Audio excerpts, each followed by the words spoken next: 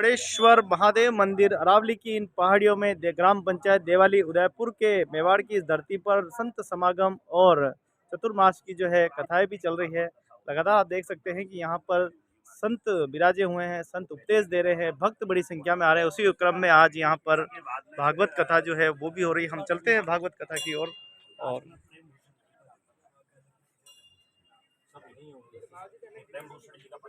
बाहर लगेगा मेवाड़ की इस धरा पे आपका स्वागत, अभिनंदन है। परिचय के साथ शुरू करेंगे और मेवाड़ की इस धरती पर किस प्रकार भागवत कथा का अमृत बरसाया जा रहा है। स्वागत है आपका। बहुत बहुत धन्यवाद, बहुत बहुत साधुवाद। मेवाड़ की पावन भूमि को प्रणाम करते हुए, वैसे तो सर्वभूमि गोपाल की जामे अटक कहा है, ये सारी भूमि भगवान की है, लेकिन फिर भी एक विशेष तौर पर ये भूमि हमें बड़ी प्रिय लगती है। मेवाड़ की भूमि, यहाँ एक से एक प्रतापी व्यक्तियों ने अपने नाम को दर्ज कराया है भारत के इतिहास में। इस नासवान शरीर को जो नाम दिया गया है अब तक, वो आचार्य सुशील जी महाराज के नाम से लोग हमें जानते हैं। ये जो यज्ञ यहाँ चल रहा है, ये चतुर्मासा जो पूज्य महाराज श्री हैं, श्री श्री 1008 श्री कुशाल भारती जी महाराज निरंजनी अखाड़ा, जिनको निरंजनी अखाड़े में राजा की उपाधि दी गई है, जो सभी संतों ने राजा के नाम से जानते हैं और भक्त लोगों ने बापू कहते हैं, उनका ये चतुर्मासा चल रहा है। जो 4 महीने ये अपने इस स्थान को छोड़कर कहीं नहीं जा सकते, 4 महीने। और इस चतुर्मासे में 5 पुराणों की कथाएं, एक कथा हो चुकी है, दूसरी कथा अभी चल रही है, शिव महापुराण है, विष्णु पुराण हो चुका है, आगे भागवत कथा है, उसके बाद देवी भागवत कथा है। कार्यक्रम का जब विश्राम की ओर जाएगा कार्यक्रम, उस समय यहाँ राम कथा और 54 कुंडीय माता बगलामुखी का यज्ञ, जो अभी तक विश्व भर में कहीं नहीं हुआ।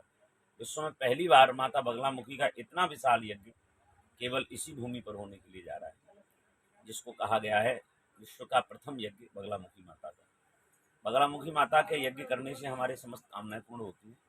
और महाराज जी का यह बगलामुखी माता का तीसरा या चौथा यज्ञ होगा।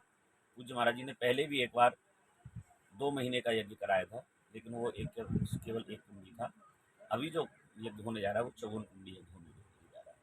तो मैं तो यही लोगों से कहूँगा कि जितने भी लोग यहाँ आसपास के हों, जितने भी भक्त अनुयायी हों, वो ज़्यादा से ज़्यादा इस यज्ञ में बढ़ चढ़ करके भाग लें, क्योंकि ऐसा समय बार बार नहीं मिलता। संत न होते जगत में जल मरता संसार, संत और महापुरुषों के ऊपर ही तो ये पृथ्वी की शिला टिकी हुई है। लखन भैया के ऊपर, ये लखन भैया शेष के अवतारी, उनके ऊपर ये पृथ्वी टिकी है।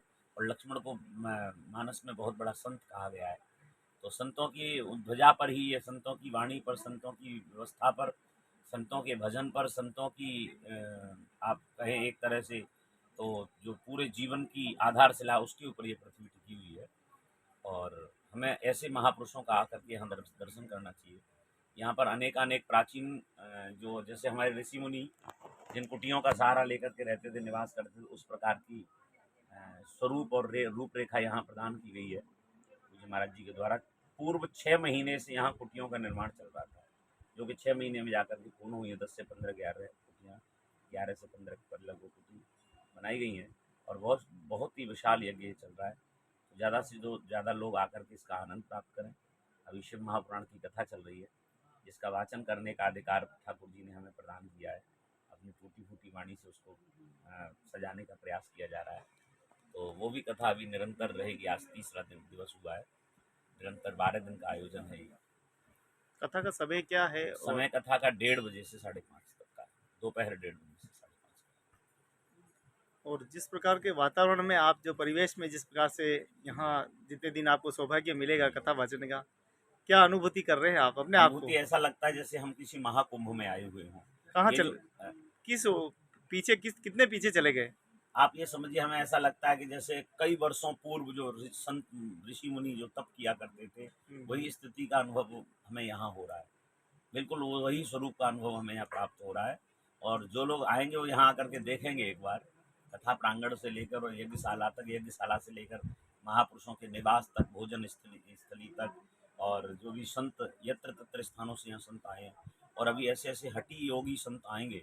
एक संत यहाँ खड़ेश्वरी महात्मा आए हैं, जो निरंतर खड़े रहते हैं, उनका कई वर्षों का खड़े रहने का संकल्प है, वो आज भी खड़े हैं यहीं पर। और कुछ संत ऐसे भी है कि ऊर्ध्वबाहु संत यहाँ पधारे हैं जिनका 25 वर्ष से हाथ ऐसे ही है, एक हाथ नीचे ही नहीं आया, वो भी संत यहाँ कुछ दिनों में आने वाले हैं। ऐसे महापुरुष हठी योगी संत यहाँ पर आ रहे हैं और उनका दर्शन दीदार प्राप्त होगा। हजारों की संख्या में लोग प्रातःकाल 4 बजे से लेकर और रात्रि 12 बजे तक यहाँ लोगों का तांता लगा रहता है आने जाने वालों का दर्शनार्थी। ये जो सारा माहौल है, जिस प्रकार से उदयपुर की नगरी में संत समागम हो रहा है, क्या आखिर हम कहना चाहते हैं, क्या बताना चाहते हैं? देखिए, आज हमारे समाज को धर्म से जोड़ने के लिए हमें आगे आना पड़ेगा, क्योंकि धर्म लंगड़ा हो चुका है।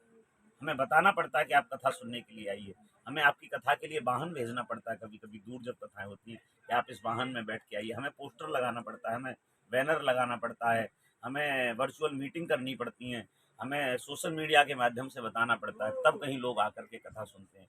जबकि हमें चाहिए, हम मनुष्य हैं, ये मानव योनि है। मानव योनि केवल ऐश्वर्य संपदा मान प्रतिष्ठा पाने के बाद ही सफल नहीं हो सकती।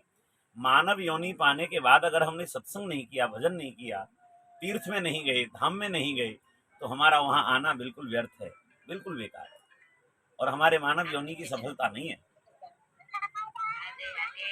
समझिए। बहुत बहुत धन्यवाद, बहुत बहुत शुक्रिया और एक बार पुनः मेवाड़ की धरती पे आपका बहुत बहुत अभिनंदन। बहुत बहुत धन्यवाद। साधुवाद।